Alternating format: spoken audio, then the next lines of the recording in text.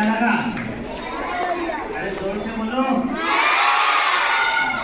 तो अब जो है शशुम जमात सी की जो तलबा है वो आए टीचर्स डे के अकवाल पेश करने के लिए। शशुम जमात सी कौन है? जो है शशुम ए के तलबा रेडी रहेंगे जिनका एक्शन सॉन्ग। मेरे प्यारे मौलवी और साथ सलाम अलैकुम। आज का मेरा अनवान है golden word on teacher day.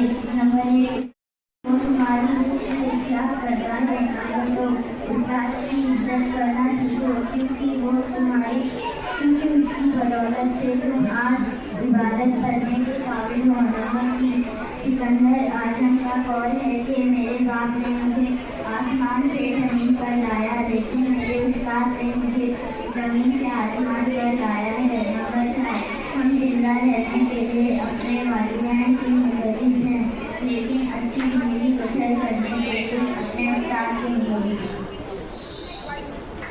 Very good.